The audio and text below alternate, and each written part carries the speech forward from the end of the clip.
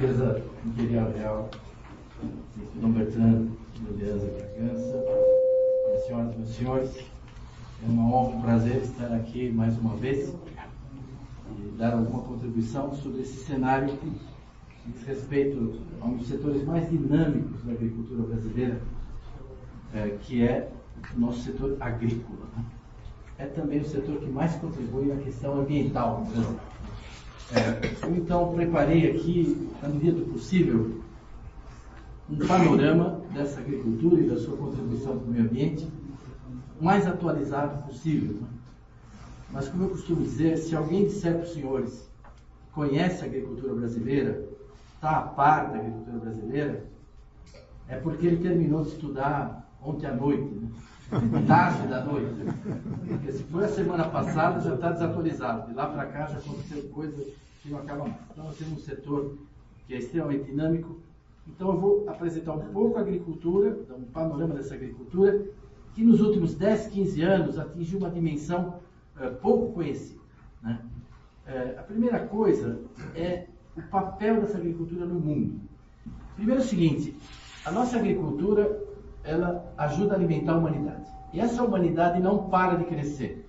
Apesar de estar declinando a população de vários países, existem uma dezena de países que estão nos brindando aí 2 bilhões de pessoas nos próximos 10 anos, 15 anos. A população da Índia ultrapassou a da China e continua crescendo. Hoje a Índia tem mais população que a China. E em 2007, pela primeira vez na história da humanidade, a população urbana ultrapassou a população rural no mundo.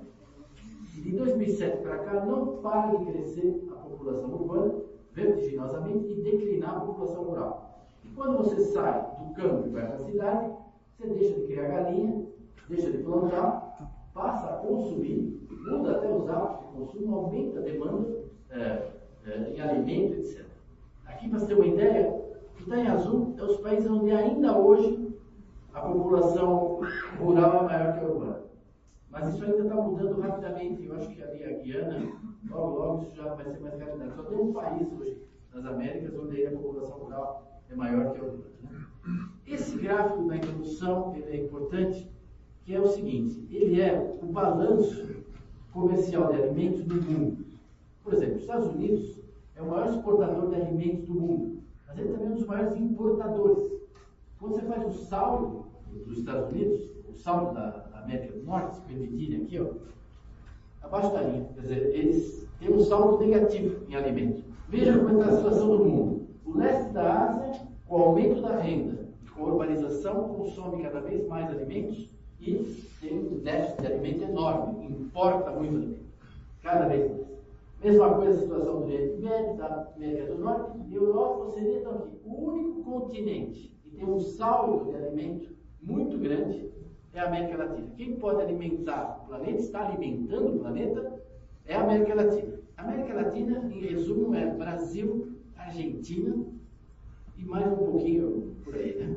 Mas é isso, né? Esses são os grandes produtores de alimento. Então, esse gráfico, para não entrar em detalhes muito técnicos, é um resumo da situação do alimento no mundo. É simples, quer dizer, quem alimenta o mundo hoje é a América Latina. Tem um saldo de alimento muito grande, né?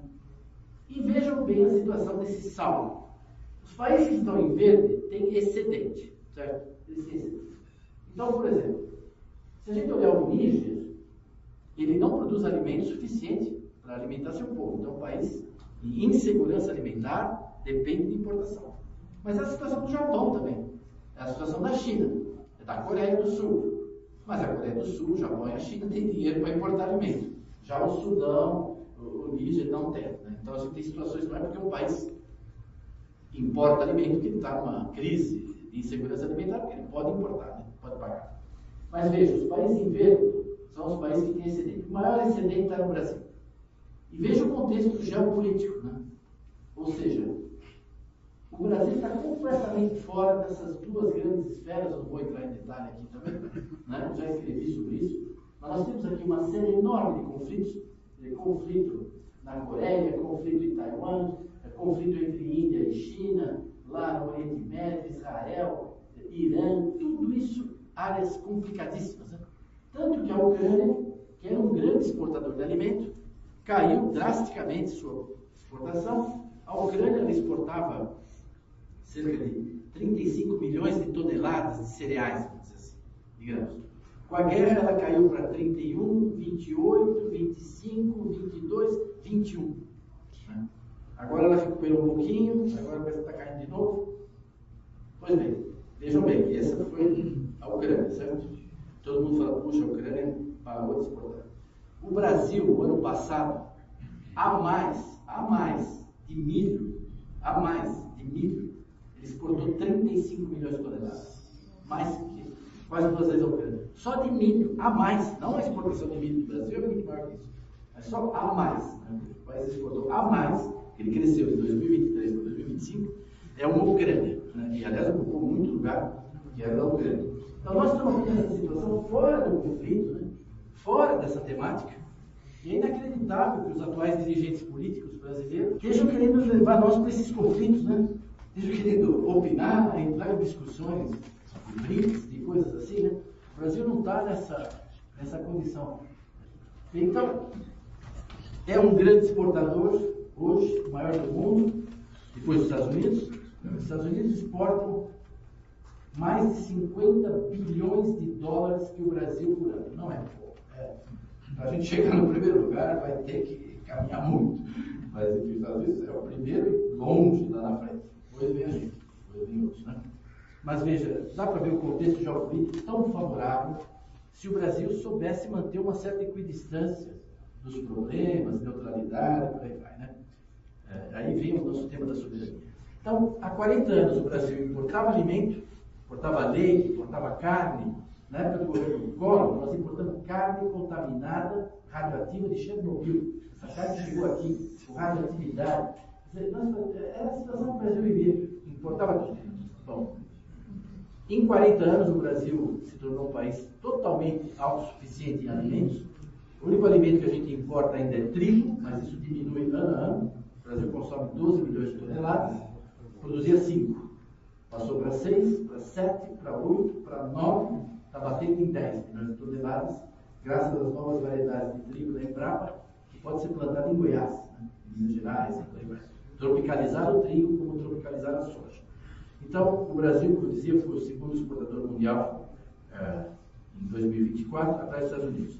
Então, mas a nossa soberania agrícola, ela tem aspectos delicados, porque nós importamos mais da metade do nosso diesel da Rússia. E os Estados Unidos agora andam meio chateados com quem anda comprando combustível da Rússia, né? Tanto que a Índia acaba de reformular suas políticas, acontecendo um monte de coisa nessa. Nós importamos também dos Estados Unidos. Nós importamos 85% dos nossos fertilizantes. Tudo importado. Se o russo parar de mandar fertilizante para o Brasil, quebra a agricultura em 2 minutos. Né? Se o russo Canadá, por exemplo.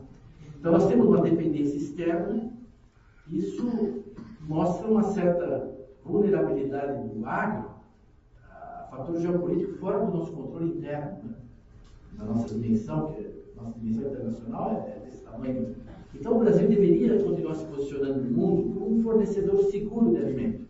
Para a China, para os Estados Unidos, para o Canadá, para o Japão, não importa, para outros países árabes. Nós somos um fornecedor de alimentos seguro, confiável, equilibrado e de perfil baixo. Então quando o atual presidente começa a falar alto, que vai substituir o dólar, começa a trazer debates que não estão no nosso nível, é levar nós para uma questão totalmente alheia, contra o nosso interesse, fragilizando a nossa situação. Né? A gente deveria entender o papel que o agro tem hoje, né, no mundo, no Brasil, cuidado por essa agricultura. 2 últimos slides aqui nessa introdução, para falar, que o Dom Bertrand frequentemente comenta, essa situação do Brasil, né? Os solos do Brasil não são bons. A terra brasileira é ruim para a agricultura, nossos solos são muito ruins para a agricultura. A imensa maioria dos solos do Brasil não prestam para a agricultura. São solos fracos, arenosos, lavados, etc. Salvo um lugar em terra roxa. Mas o Brasil tem água e já dizia o Pero Vazcaminha, né, que essa terra, em tal maneira graciosa, que querendo aproveitar, dar-se-á nela tudo Todo mundo fala isso, nessa terra se plantando tudo dá. Mas esquece o complemento da frase que é fundamental, porque ele diz, por causa das águas que tem, né? Ele vinha no país mediterrâneo, onde faltava água, seriamente, né? Não tem nascente de nenhum rio importante em Portugal, não é nada, né? E veja que isso aqui é um déficit hídrico no mundo. Todos esses países que estão aí em amarelo têm problemas para produzir. E o Brasil está aqui tirando ali o semiárido, né, nordestino, uma situação muito dura. E o último slide, esse daqui, talvez esse seja o resumo da nossa introdução. Querem classificar o Brasil? Vamos classificar o Brasil. Nós temos aqui na primeira roda países que têm mais de 2 milhões de quilômetros quadrados. Não são muitos, mas existem. Países com mais de 2 milhões de quilômetros quadrados. Do lado de lá são países com mais de 100 milhões de habitantes. Também não são muitos, mas tem. E embaixo são países que têm um PIB superior a $1 trilhão. Só tem 4. A Índia, que tem tudo isso, certo? Tem tudo isso, só tem 4. A Índia, os Estados Unidos, a China, a Rússia e o Brasil. Então nós estamos aí nessa uma posição extraordinária.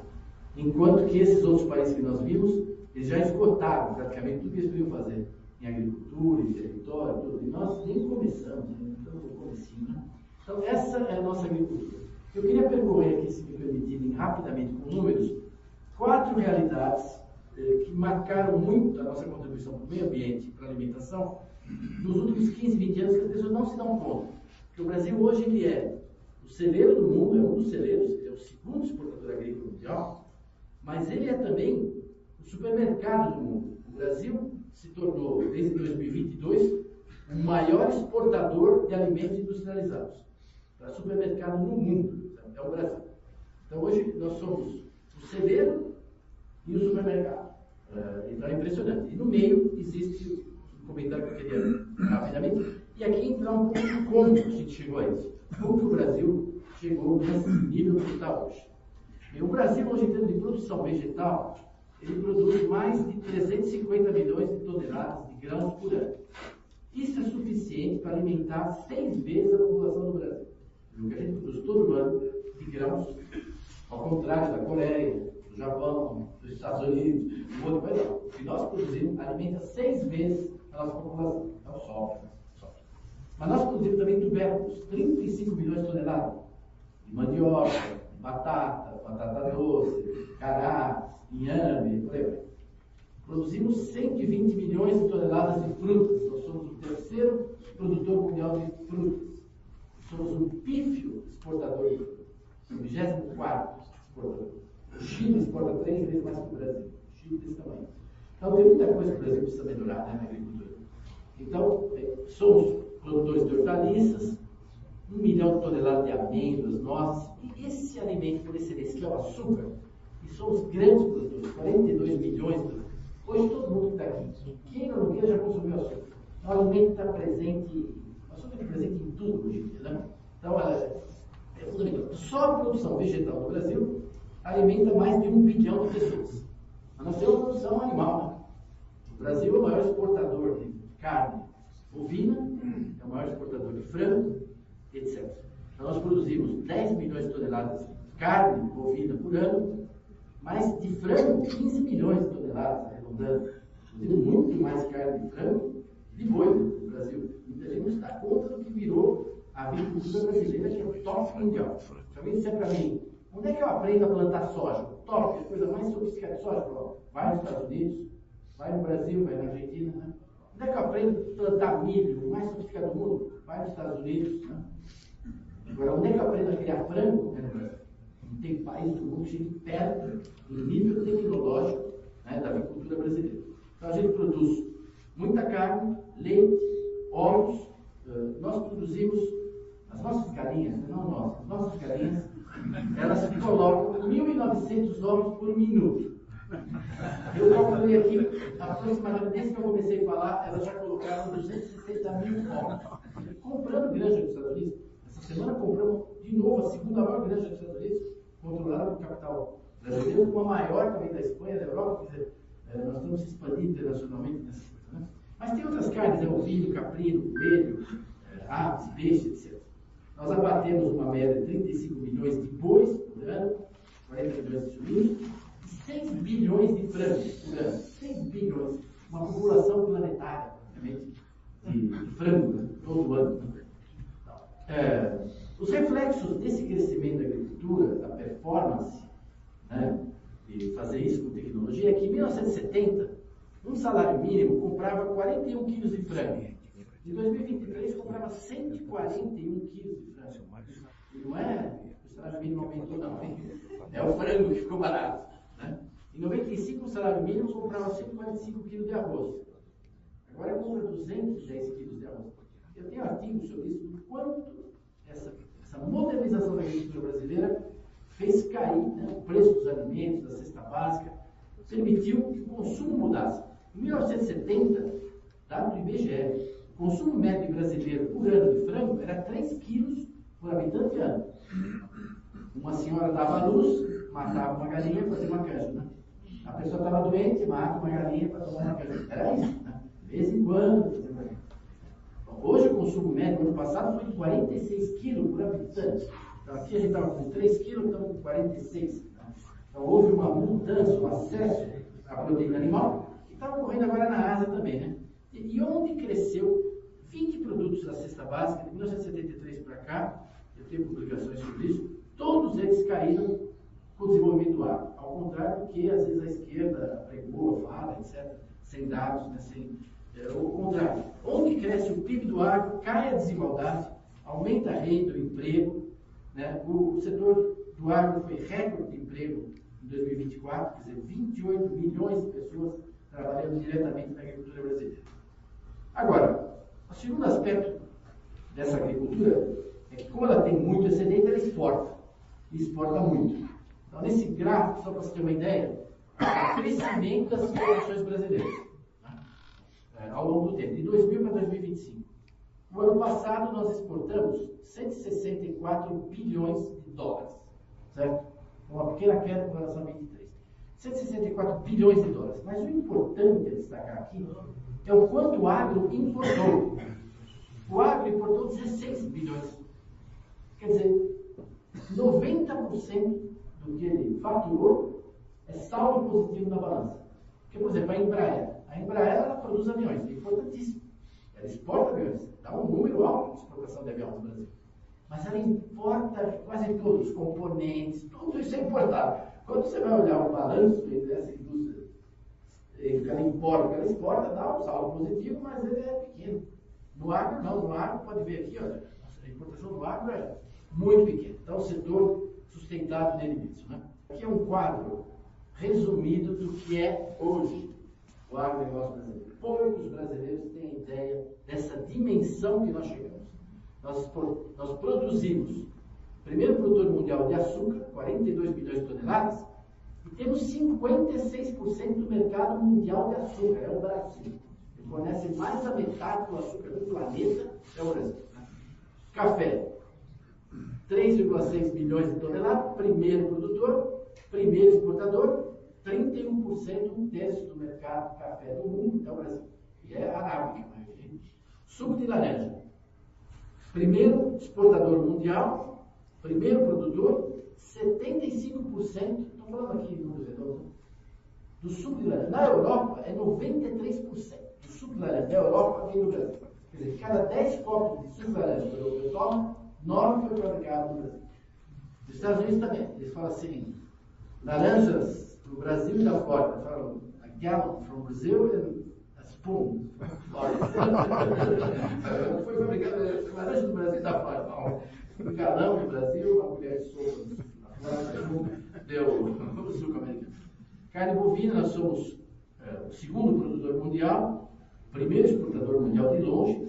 Temos soja, 60% do mercado mundial de soja é o Brasil hoje. Fornece para o mundo, né? Só a China, 100 milhões de toneladas de soja por ano. Né? E assim vai. Carne de frango, primeiro exportador mundial. Então veja nessa linha, nós somos o primeiro exportador do mundo e controlamos em média 30, 40, 50% desse mercado market share, que fala brasileiro. Né? E na carne suína, para concluir aqui, Nós estamos passando o Canadá esse ano. Eu acho que eu ia dar essa palestra daqui uns meses, eu vou pôr 2 aqui. O Canadá está lá, do jeito dele, mas nós estamos passando o Canadá. É uma área que ele está crescendo muito. Mas eu estou falando de alimentos, porque eu poderia falar aqui do algodão, da celulose, do tabaco, de produtos não alimentares, que o Brasil também é o maior produtor mundial e por aí vai. Só para dar um exemplo, da soja. O complexo soja hoje é o maior item de exportação do Brasil. Quando você pega o grão e o farelo e junta tudo isso, a maior exportação é a soja. Não é ferro, não é petróleo. Então, nós exportamos em 2000, nós estamos exportando aí 3 bilhões de dólares de soja, que representa 15% das coisas, é soja. Né? 29% do PIB do agro, 6% do PIB nacional.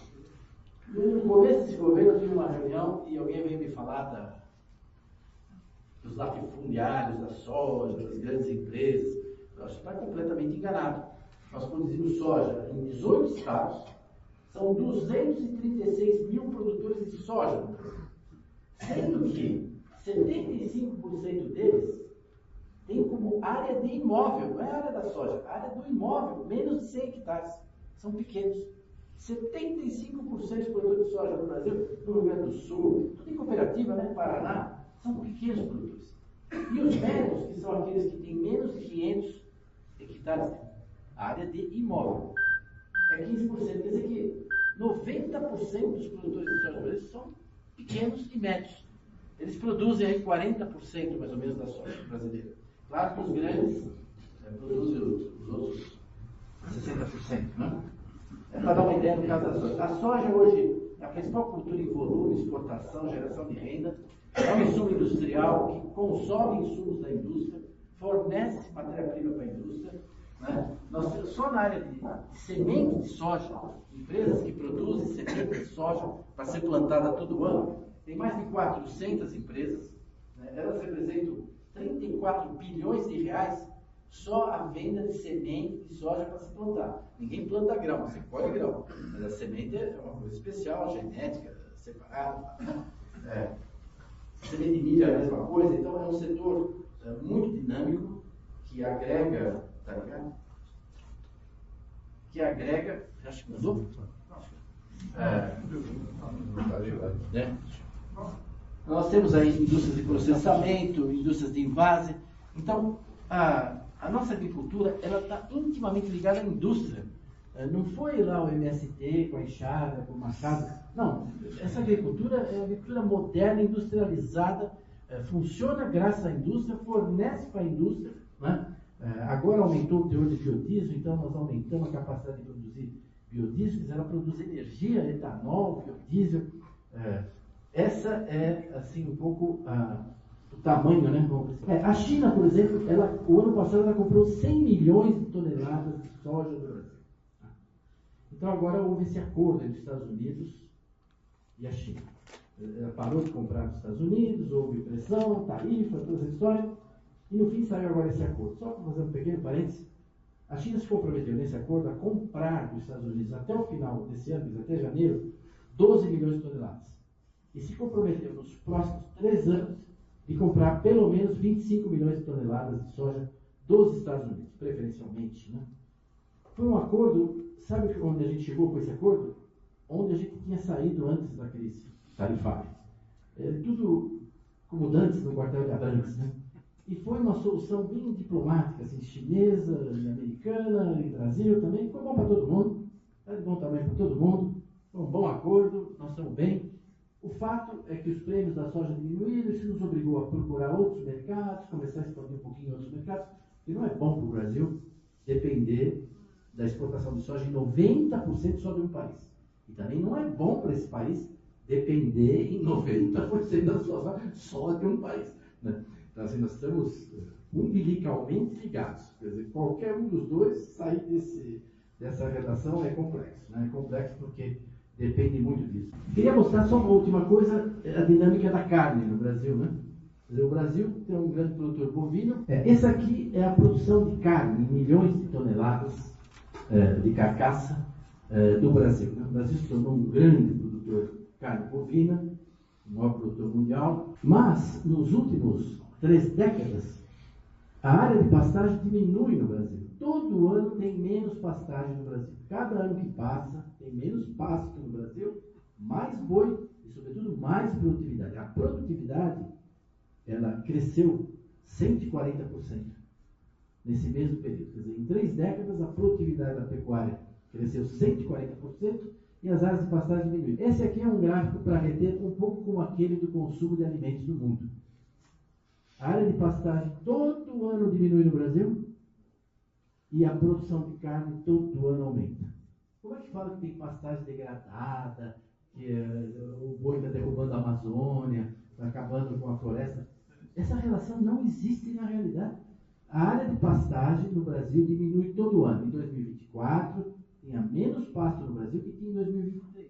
Em 2023, tinha menos pasto que tinha em 2022. E assim vai, né? Isso é medido por vários institutos de pesquisa. E o boi aumentando. Como é que eu posso estar degradando, estragando os pastos com o boi e aumentando a produção de carne, o número de boi, reduzindo a área de pastagem? Não, nós estamos usando tecnologia, genética bovina, manejo, enfim. Então, é um setor onde a produtividade aumentou 197%, né? É extraordinário. Para dar um resumo, olha, nós exportamos no ano passado 3 milhões de toneladas, foi recorde histórico. Mas de um ano para o outro, nós crescemos 26%.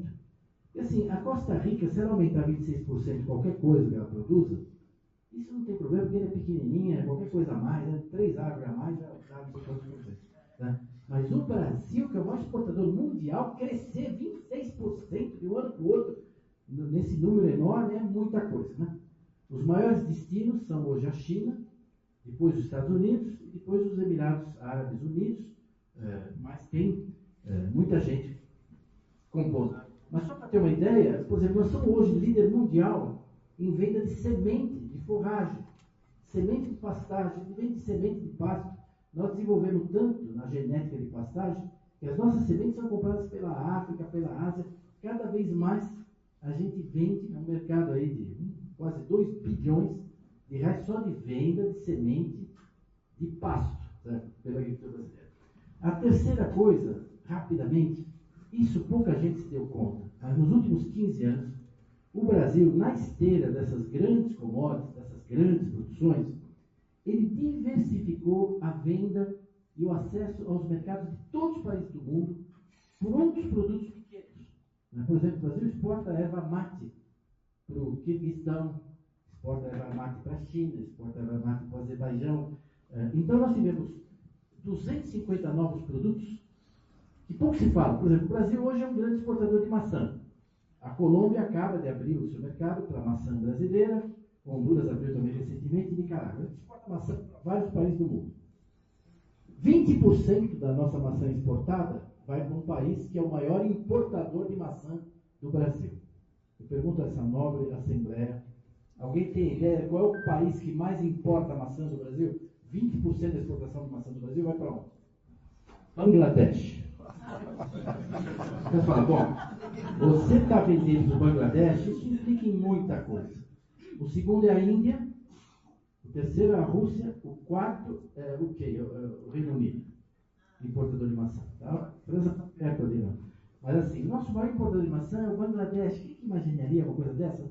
Nós produzimos alevinos, exportamos para as Filipinas. Mas é porque exportamos Filipinas para o Japão. O Japão é um país que tem muita tecnologia em pescado. Tem uma coisa que o japonês entende, é peixe. Mas ele compra alevino do Brasil, né? Nós exportamos semente de milho, de soja, de braquiária para o Gabão, não é? De cetária para a Colômbia, mate para Belarus, Armênia. São os exemplos, né? Camarão para a Austrália, pinto de um dia para o México, Senegal, açaí para a Índia, genética bovina para o Iêmen, né? Flores para o Canadá, para Angola. São exemplos de gergelim, gado em pé, gengibre, frango para a Polinésia Francesa, para o Butão. Né? E a última coisa é toda a reciclagem animal. Porque do boi, a gente só consome 38% do boi não é comestível. Ele vai para reciclagem. Osso, víscera, casco, pele, tudo isso não se come. Né? Nas aves, 28%. Nos peixes, é quase a metade do peixe você não consome a espinha, casca, escama, etc. Né? E hoje nós temos no Brasil uma gigantesca indústria de reciclagem animal, uma das maiores do mundo. Essa aqui é a exportação, nossa, como ela foi crescendo, de farinhas. Farinha de sangue, farinha de osso, farinha de gordura, que vai para fazer comida para os animais lá na Europa, vai para um monte de país. Então o Brasil é um grande exportador da reciclagem animal. Eu falei lá 35 milhões de bovinos por ano. No Brasil, o boi tem 4 cascos, continua com 4 cascos. Se multiplicar 35 milhões por 4, olha quanto casco de boi. Você acha que algum vai para o lixo? Não, vai para a indústria de colágeno, de vernizes. Tudo isso tem destino industrial, não se perde mais nada. E agora nós entramos numa fase de exportar produtos de alto valor agregado. Por exemplo, o pâncreas bovino. Claro que no matadouro, o pâncreas vai junto com o fígado, ninguém separa nada. Mas já você tem um número grande de matadouros no Brasil que separam o pâncreas bovino, exige ali uma equipe, né? Mas você tem muitos frigoríficos que já fazem isso.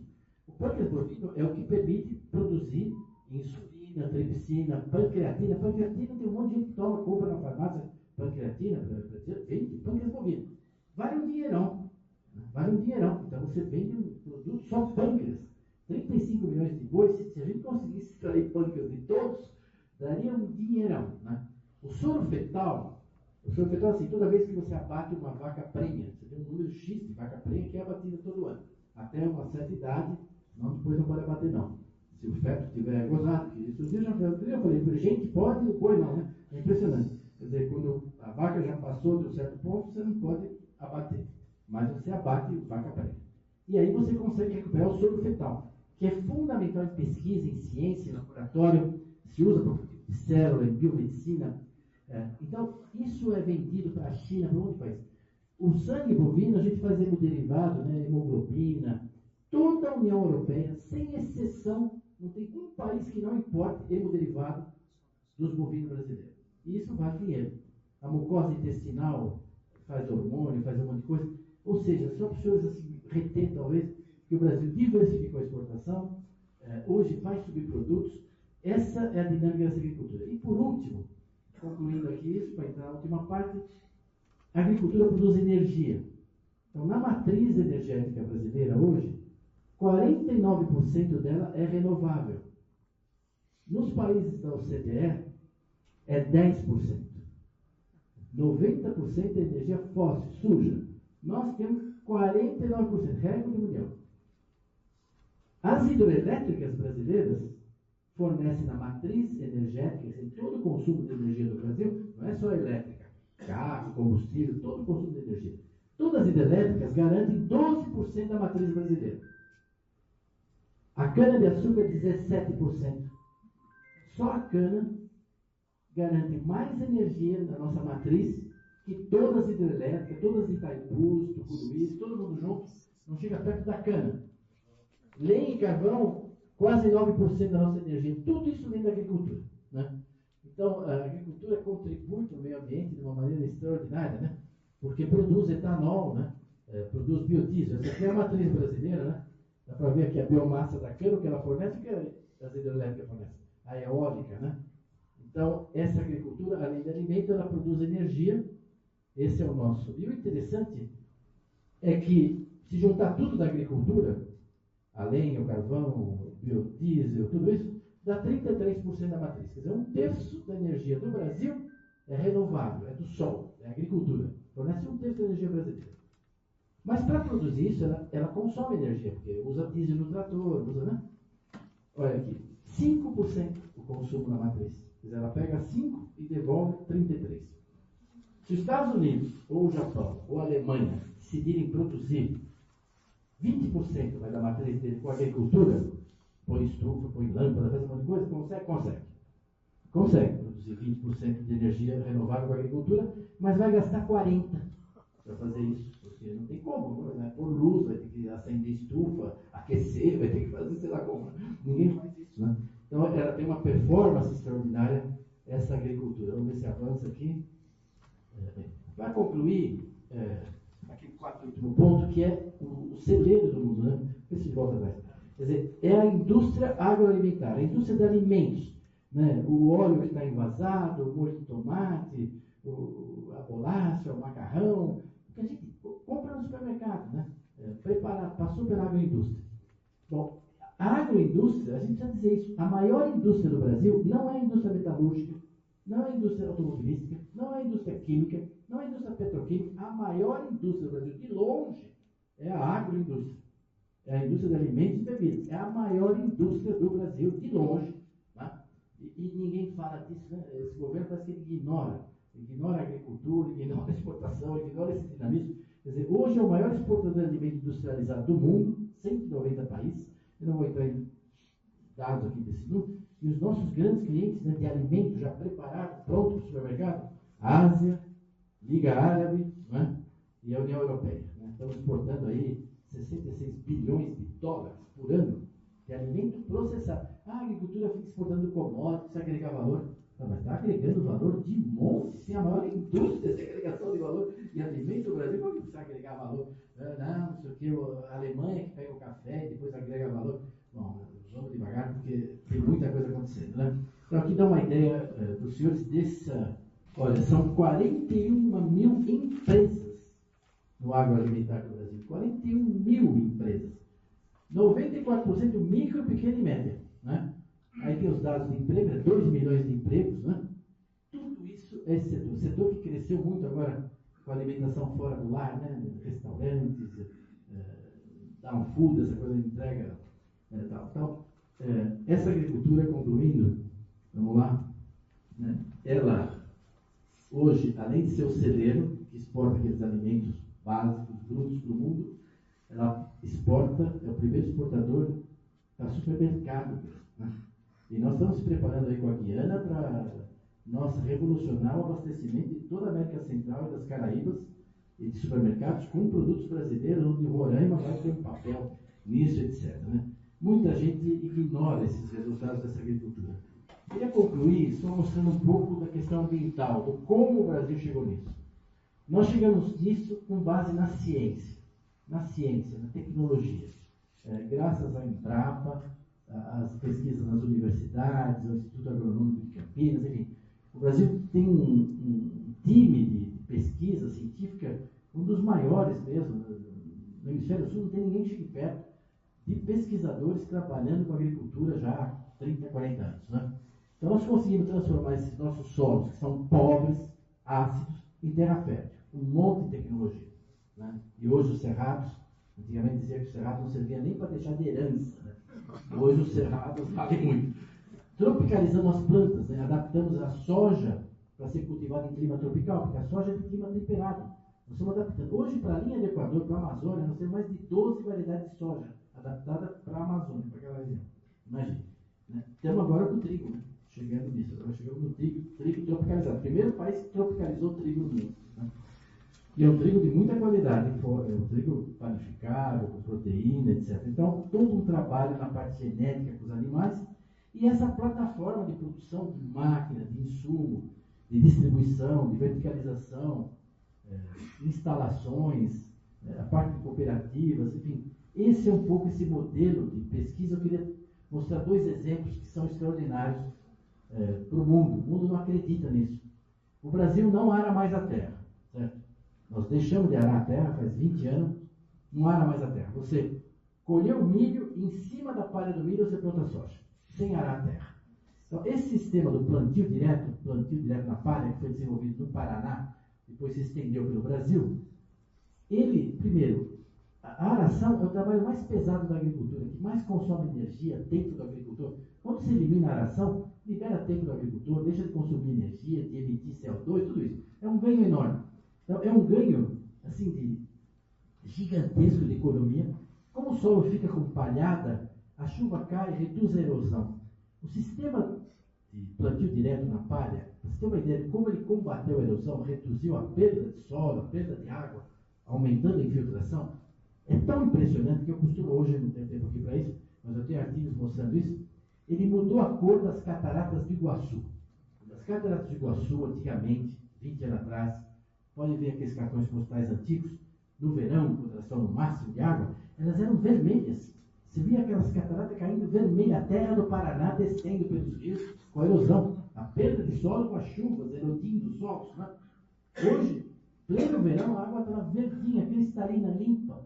Não vai mais solo para o Iguaçu, na bacia, nada, porque a agricultura hoje conserva solo. Então, em termos ambientais, o ganho disso, eles lá fora têm dificuldade. Eu dei uma palestra há pouco tempo em Uppsala, lá na Suécia. Eles acreditam que é verdade, que a gente não ara a terra. 40 milhões de hectares, soja, milho, sem arar. Aposentamos, não tem mais arar. Aí, todas outras máquinas, outras tecnologias, não vou entrar em detalhe, mas aí um senhor, por exemplo, um professor, depois que acabou a palestra, ele veio lá falar comigo e falou, mas assim, a cada 4, 5 anos, para um pouquinho, né? Eu falei, não. Mas assim, um subsolador, não, só se ele fizer besteira, estiver fazendo errado. Mas se ele estiver fazendo certo, não aramos mais a terra. Não existe arado no Brasil mais, né? Então, essa é uma tecnologia impressionante, tropical. A segunda, que na semana passada nos deu o Prêmio Nobel da Agricultura, por uma colega minha da Embrapa, Mariângela Hungria, né? Que é a fixação biológica de nitrogênio. Os Estados Unidos plantam soja, mas eles usam adubo nitrogenado. Compra N, nitrogênio, para pôr para soja, ficar verdinha. Bem, o Brasil não usa 1 quilo de adubo nitrogenado na soja. Quem faz esse trabalho são as bactérias que estão nas raízes, né? A semente que ele planta, ela já vai envolvida com essas bactérias, a semente. E tem adequada para cada tipo de solo, cada região. É impressionante a indústria que tem no Brasil de inoculação dessas bactérias que tiram o nitrogênio do ar. Nosso ar aqui, 3/4 é nitrogênio. Estamos respirando nitrogênio. Oxigênio é uma porcentagem pequena do ar. Esse nitrogênio elas tiram do ar e alimentam a soja. Esse sistema é uma economia de 25 bilhões de dólares por ano de adubo que a gente não usa. Os Estados Unidos têm muito problema de poluição, né, no Corn Belt, um monte de lugar, porque isso vai para a água. Lá nos Estados Unidos, no Everglades, tem um monte de problema com esse adubo nitrogenado que vai para o Everglades, eutrofiza a água. Eles têm um monte de problema de câncer, de nitrito no intestino das pessoas, tudo por causa da adubação nitrogenada. Mas é zero na soja. Ele não usa nitrogênio. Quem trabalha com as bactérias, e essa colega, que é um exemplo de uma mulher que um dia precisava fazer talvez algum artigo na Católica contra o aborto, né? Porque essa mulher, ela ficou grávida durante a faculdade. Permita aqui, não acho que eu não vou falar porque isso é uma coisa mais própria dela, mas enfim, ela tem uma história impressionante de ter ficado sozinha, ter uma filha especial que nasceu, criar essa filha, fez a faculdade, continuou lutando, se tornou pesquisadora, é um exemplo de mãe, é impressionante essa moça. Ganhou, foi agora a premiação dos Estados Unidos, é o top, o primeiro que ganha esse, a gente fala que é o prêmio, o Food Prize é o Nobel da, porque não tem o nome da agricultura, tem o nome da paz, de química, de física, de medicina, não tem o da agricultura. Da agricultura já faz anos que virou esse aí, ninguém mais tenta concorrer, né? Então isso é tecnologia do Brasil. A integração lavoura-pecuária é uma outra coisa que a gente está fazendo muito bem. Quando alguém pergunta qual é a área de pastagem no Brasil e a área de lavoura, eu falo assim, no inverno ou no verão? Qual época? Porque depende. No verão, você planta milho, por exemplo. Junto com o milho já planta braquiária. Junto com o milho. Quando o milho vai secando, a braquiária começa a crescer. Você colhe o milho, a braquiária vem e o gado entra no inverno. Então aquilo, uma época do ano é pasto, uma época do ano é cultura, e a gente faz 3 colheitas por ano. Planta milho, ou planta soja, colhe, planta soja ou milho, depende da inversão que fizer, e ainda tem uma colheita de carne e de leite. Então são 3 colheitas no mesmo lugar, né? Então, muitas tecnologias que nós temos hoje na agricultura, eu não vou entrar em detalhes, mas assim, é impressionante o que nós temos desenvolvido, né? Nessas feiras, que o senhor Brambila vai lá, ele acompanha toda essa evolução.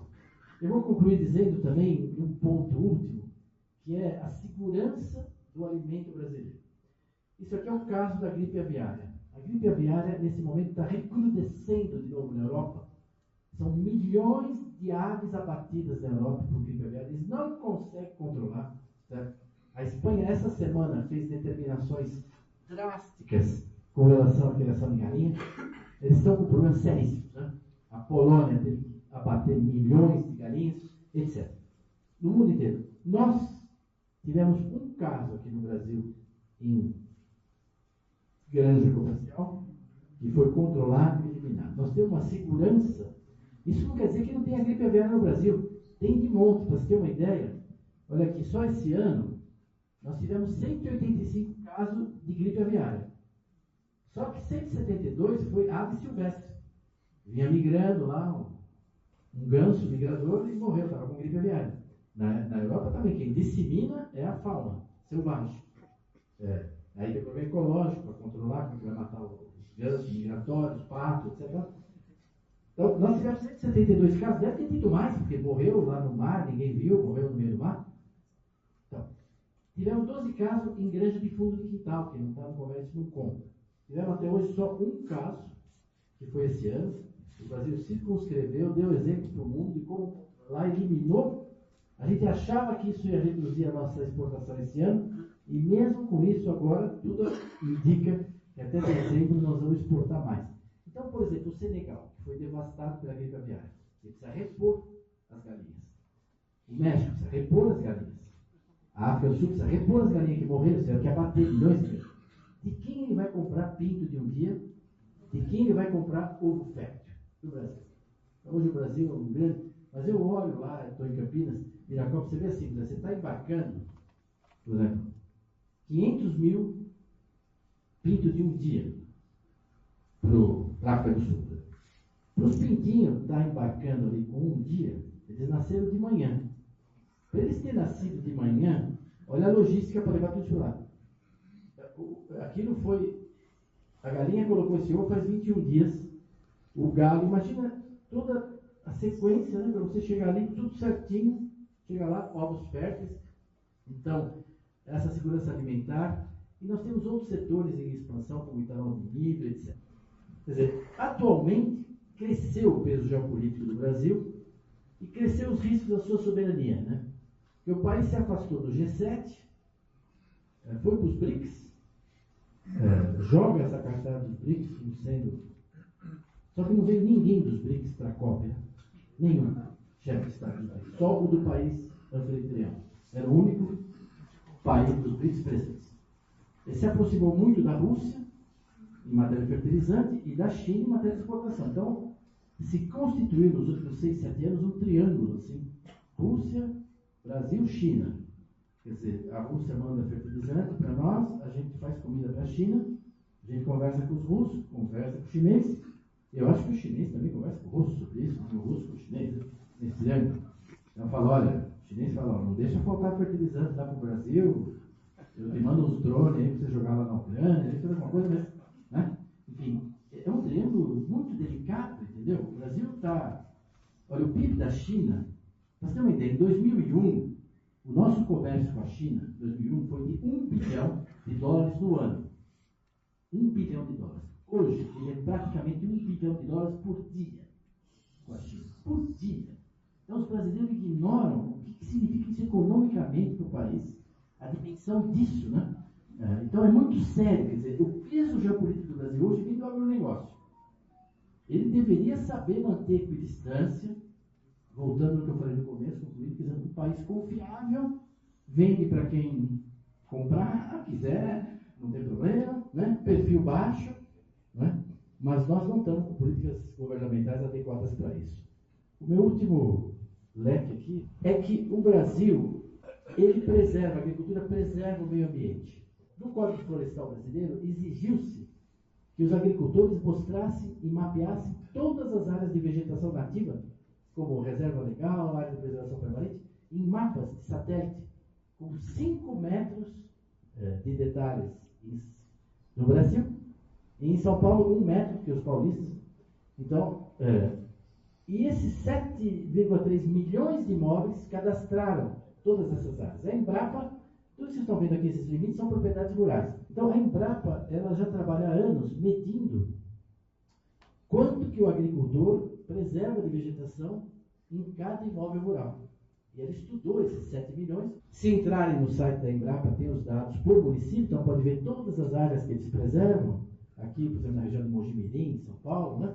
Tudo tem verdinho aí, é que os agricultores estão preservando a vegetação nativa. Quando a gente junta tudo que os agricultores em terra privada, em propriedade privada, que eles preservam no Brasil, dá 2,8 milhões de quilômetros quadrados do território nacional, 33% do Brasil, quer dizer, 1/3 do Brasil, terra privada, dedicada à preservação do meio ambiente. Não tem no mundo 10 países que têm uma área superior a 2,8 milhões de quilômetros. É só a área que os agricultores brasileiros preservam é maior que a área individual de mais de 180 países do mundo. Os agricultores preservam, né? Terra privada. E isso representa 49% da área dos imóveis. Ou seja, o produtor brasileiro é o único do mundo que só usa metade da terra que ele tem. Então, foi a maior reforma agrária que se fez no Brasil, de forma autoritária, foi isso. Porque hoje, pela força do Código Florestal, você sequestrou da propriedade privada, né, uma área desse tamanho, que não pode mexer, a título de reserva legal. Quer dizer, ele comprou 1.000 hectares em Sinop, no Mato Grosso, só pode cultivar 200. 80% da Amazônia tem que deixar para o meio ambiente. Então, como alguém que construiu um hotel de 10 andares, como aqui, por exemplo, e fala, olha, tudo bem, você construiu o hotel é seu, você pagou tudo, mas só pode explorar 2 andares. Os outros 8 você tem que manter fechado, mas cuidar, pagar imposto de tudo isso. Então, transformaram pequenos parques nacionais em todas as propriedades, transformaram o agricultor em guarda-parque, porque ele tem que tomar conta, senão ele é multado. Né? Então, ele gasta dinheiro para tomar conta de tudo isso. É um pouco a situação. Então, hoje, não tem no Brasil nenhuma categoria profissional que preserve mais o meio ambiente e dedique mais recursos a isso do que o produtor rural brasileiro. Essa terra tem valor, vocês concordam? Se ele comprou 1.000 hectares em Sinop, propriedade privada, e ele agora não pode usar 80%, quanto é que custa a terra lá? X. Então a Embrapa calculou, município por município, o valor do patrimônio fundiário privado imobilizado em prol do meio ambiente. Nós temos resultados município por município. Só não pode pôr propriedade por propriedade porque são sigilo do dado. Mas nós temos para cada município, para cada bioma, para cada estado. O senhor sabe quanto representa que os agricultores mobilizaram o seu patrimônio em prol do meio ambiente? Dá 3 trilhões de reais. Então, os produtores rurais brasileiros imobilizaram do patrimônio privado deles. Não estou falando de lucro cessante, não, só do valor da terra. 3 trilhões de reais. Qual categoria profissional no Brasil dedica 3 trilhões de reais para o meio ambiente? Os médicos, os advogados, os juízes da alta corte. Quem que dedica do seu patrimônio privado para o meio ambiente 3 trilhões de reais? Então não há no Brasil ninguém, nenhuma categoria profissional que preserve mais o meio ambiente, dedique mais recursos a isso que o produtor rural brasileiro. Quando a gente olha hoje no Brasil, 66% do território está dedicado à preservação ambiental. É muito mais que uma Índia, né, inteira dedicada ao meio ambiente. Se a gente tem uma ideia, quando projeta sobre a Europa, a área preservada brasileira equivale a 48 países. Quer dizer, toda a União Europeia, mais a Bielorrússia, a Ucrânia, a área de vegetação nativa, floresta, cerrado, que nós estamos preservando no Brasil, quando eu projeto sobre a Europa, dá isso, eu mostro isso lá quando eu vou. Porque a da Europa, de vegetação nativa, aqui dá um Sergipe. A da Europa. Aqui no Brasil dá um Sergipe. A da vegetação nativa. Ah, mas nós temos muita floresta plantada. Eu também tenho. Posso pôr o eucalipto na conta? Então você põe a tua floresta plantada aí, lá na Suécia, na Finlândia e tal, e eu ponho o eucalipto brasileiro também na conta e nós vamos ver. Não, floresta nativa. Essa é a nossa situação. Então nós somos uma potência agrícola e ambiental, pelo que a gente faz. Esse é o green card do Brasil. É o queijinho do Brasil. O Brasil, 66% com vegetação nativa. 33%, é metade é o produtor rural. 10% são os parques nacionais, unidades de conservação, os índios 14%, e tem uns 10% que é área militar, terra devoluta. Isso é o Brasil. E a agricultura, 30%. 21% pastagem, 8% lavoura. Quer dizer, 8 a 10% de lavoura, porque no verão aumenta, então, quer dizer que toda a cana-de-açúcar, toda a fruticultura, todas as hortaliças, toda a laranja, todas as frutas, a soja, o milho, o feijão, o arroz, tudo que o Brasil produz, que eu mostrei lá, é usando apenas 7%. Se for olhar os países da Europa, eles usam 65%. Eu tenho esses dados, eles usam 70%. A Dinamarca cultiva, passa o arado em 75% do seu território. E o resto ainda tem pastagem, fazer uma manteiga famosa, tudo isso. Então, assim, é impressionante, né? Essa agricultura pode crescer muito ainda, muito. Vamos ver os Estados Unidos, que nós fizemos esse cálculo. Os Estados Unidos deu muito trabalho. Esse é os Estados Unidos, que a gente Estados Unidos. Os Estados Unidos preserva 20% e usa 80%. Deu muito trabalho, porque assim, esses dados existem no SDA e tudo, mas assim, strawberry, tum. Blueberry, tum. Muito trabalho para fazer esse negócio. Trabalhou muito. Mas chegou, esse é o resumo da obra. Os Estados Unidos usa sempre. Volta para o Brasil, então. Vamos fazer uma ida e volta. Esse é o Brasil. Né? Tá vendo? Vamos para os Estados Unidos. De novo. Vocês querem entender a razão dessa diferença? Volta para o Brasil, por favor. Sabe por que nós somos assim? Nós somos assim. Porque nós somos assim. Pode passar para os Estados Unidos? E eles são assim? Eles são assim. Essa é a explicação. Essa é a explicação. Esse que deu a razão de ser assim. Eu tenho esse livro, um dos livros que mostra o papel da agricultura no meio ambiente, que é a sustentabilidade da agricultura, que é esse livro Tons de Verde, pode ir passando. Ele tem 3 edições em português, 3 em inglês. Teve agora em mandarim e teve também publicado em árabe, e dada esse relacionamento que nós estamos tendo. E os chineses se surpreendem. Recebemos uma missão chinesa, tudo falando inglês o tempo todo. No final, falei, eu queria deixar uma lembrança para os senhores, um livro sobre a cultura brasileira. Eles estavam totalmente formais até ali. Quando eu entreguei o livro em mandarim para eles, em Campinas, foi uma coisa, acabou outra reunião, outra missão, outras pessoas. Eles não acreditavam, olhavam, falavam, uma coisa assim, né? Impressionante. Mas é um livro que mostra isso. Frequentemente eu vou num público falar em universidade que é agressivo, universitário. E eu pergunto para esse público universitário, frequentemente, às vezes, uma plateia que me é um pouco hostil, eu falo para eles, qual que é a diferença entre pensar e refletir? Eu faço essa pergunta. Como são estudantes, eu falo, vocês escrevem aí que eu vou escolher 3 para depois falar o que ele acha a diferença entre pensar e refletir. Qual que é a diferença? Aí eu falei, eu tenho uma definição, né? Pode ser a próxima. Para mim, refletir é incomodar os pensamentos. Então, a pessoa tem pensamento contra a agricultura brasileira. Pensamento contra o produtor rural. Acho que nós estamos destruindo o meio ambiente, estamos matando. Eles têm esse pensamento. É difícil você fazer ele mudar de pensamento. Mas com dados, então, se ele for honesto, ele reflete. Eu vou dar um exemplo aqui de uma modelo brasileira que vive nos Estados Unidos, foi casada com um jogador famoso, não vou dizer quem é. Pois bem, essa moça, ela ia 3 anos atrás, em dezembro, fazer uma propaganda gratuitamente contra a agricultura brasileira, com as ONGs. Ela ia trabalhar nessa propaganda falando mal da nossa agricultura, que destrói, que isso, que aquilo. Aí eu conheço o pai dela, que é lá no Rio Grande do Sul, lá em Santa Catarina, enfim, pouco importa. E eu mandei o livro para ela em inglês, Shades of Green. Mandei para ela e para o pai, na época ainda mais. Você vê que é uma moça honesta, né? Ela leu o livro, certamente. Bom, na propaganda aqui vão dizer que o Brasil, tal, né? Agora vem o rapaz aqui da Embrapa, Plant of Maps, fala um monte de coisa, né? Ela não fez.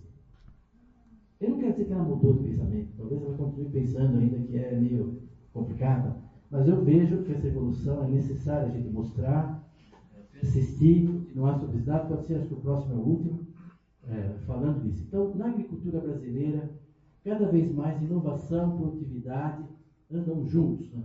Existe um pensador, o William Deming, ele era um estatístico muito importante. O Japão tem monumento para ele. No pós-guerra, ele ajudou a indústria japonesa, a Mitsubishi, controle de qualidade, estatística, é uma luta admirável. Ele tem umas frases ótimas. E uma das frases dele que eu gosto muito é essa que ele vai clicar ali para a gente ver. Agora, clica aí. Primeiro clique aí, por favor. Ele fala, In God we trust. Em Deus a gente acredita. A próxima. All others must bring data. O resto tem que apresentar dado, entendeu? Em Deus a gente acredita, mas o resto tem que vincular. Né? Tem que vincular. Eu queria agradecer, aqui tem o meu telefone, o meu zap. Se quem quiser receber, eu publico quinzenalmente na Revista Oeste. Faço comentários 2 vezes por semana na TV Bandeirantes. Entrevistas, publico bastante coisa. E eu encaminho para 9.000 zaps. Semanalmente, a minha equipe manda isso.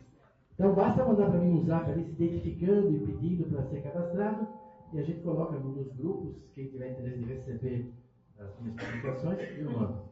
Eu acho assim que o Brasil tem mapas, maps, numbers, facts, para provar, para demonstrar, né, o que essa agricultura representa hoje no mundo. Infelizmente, nós não temos hoje, na direção do país, uma visão estratégica que cuide disso, que se beneficie disso.